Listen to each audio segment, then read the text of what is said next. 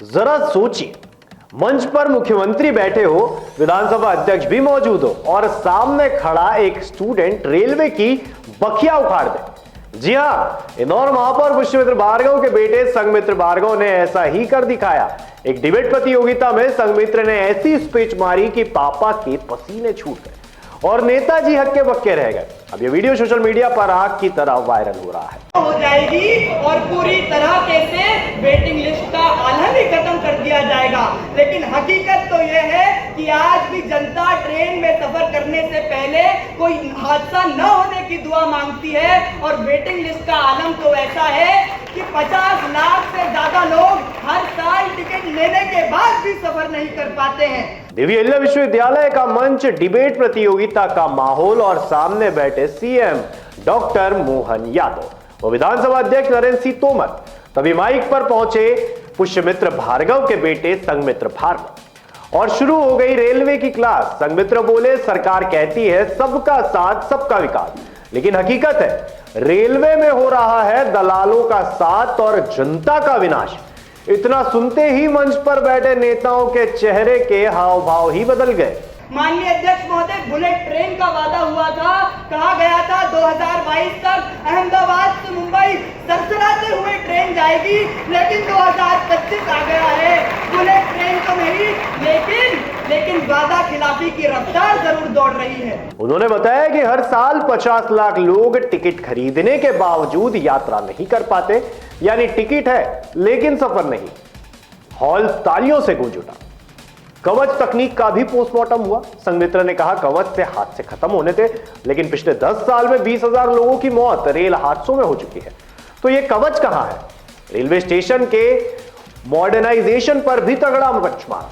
कहा 400 station airport जैसे बनाने का वादा हुआ था, बने सिर्फ 20, वो भी सिर्फ चमकते बोर्ड जहां पानी महंगा है और भीड़ वही। महोदय, करोड़ों रुपए खर्च हो गए, जमीन अधिग्रहण में घोटाले हो गए, लेकिन बुलेट ट्रेन सरकार की पावर पॉइंट प्रेजेंटेशन से बाहर नहीं आ पा रही है। महोदय, सरकार कहती है कि कवच तकनीक सिस्टम से रेल हादसे खत्म हो जाएंगे, लेकिन आपको बात बता दूं कि 10 साल में पिछले 10 साल में 20,000 लोगों ने रेल हादसों में अपनी जान गंवाई है। क्योंकि महोदय, जब रेल के डिब्बे टूटते हैं, रेल पटरी से फिसलती है, तब सिर्फ उस रेल के डब्बे नहीं टूटते, एक माँ की गोद सूनी हो जाती है, किसी बच्चे का भविष्य अंधकार में चला जाता है और एक बूढ़े पिता की आंखों से उसकी आखिरी उम्मीद छिन जाती है। महोदय, स्टेशन रीडेवलपमेंट की बात होती है, कहते हैं 400 स्टेशन हम एयरपोर्ट जैसे बनाएंगे, बनते कितने हैं? केवल 20। वहां पे भी जनता की आवाज आती है कि हाँ, चमकते बोर्ड तो हैं, लेकिन पीने का पानी महंगा है और भीड़ की भीड़ वही है। लेकिन आज मैं आप सभी को कुछ तथ्य प्रस्तुत करना चाहता हूं कि सीएजी की रिपोर्ट 2022 हमें यह बताती है कि 1.25 लाख करोड़ रुपए जो जनता का पैसा स्टेशन बनाने के लिए स्वीकृत किया गया था, उसकी आज भी 80% परियोजनाएं बाकी है। उसके बाद जो 78% सुरक्षा पर पैसा खर्च करना था, उसे डाइवर्ट कर दिया गया। और इकोनॉमिक टाइम्स की 2020 हमें यह रिपोर्ट बताती है कि 300 करोड़ रुपए की कैटरिंग का निवेश एक ही कंपनी को दे दिया। तो मैं आपको ये बताना चाहता हूँ, सरकार कहती है सबका साथ होगा, सबका विकास होगा, लेकिन रेल में हो रहा है दलाल का साथ, निषेध का विकास और जनता का विनाश। महोदय, रेल की कुछ वित्तीय हालत भी एक बीमार मरीज जैसी हो गई है, क्योंकि सीएजी की रिपोर्ट अध्याय 2 2020 जनता का पृष्ठ नंबर 16 पैराग्राफ नंबर 1 हमें यह बताता है कि उसका ऑपरेटिंग रेशियो 85% से भी ज्यादा है।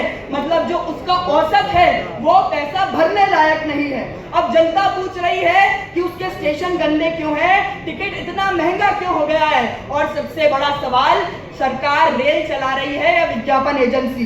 दुनिया देख लीजिए, जापान में 0 एक्सीडेंट मॉडल है, फ्रांस मालगाड़ियों से उसकी अर्थव्यवस्था बदल रहा है और चीन ने तो 40,000 किलोमीटर की हाई स्पीड रेलवे बिछा दी। संघमित्र की ये बातें सुनकर मंच पर बैठे सीएम और विधानसभा अध्यक्ष भी हंसी रोक ना पाए, लेकिन दूसरी तरफ मेयर साहब के पसीने छूट रहे थे, क्योंकि वार सीधे सिस्टम पर था।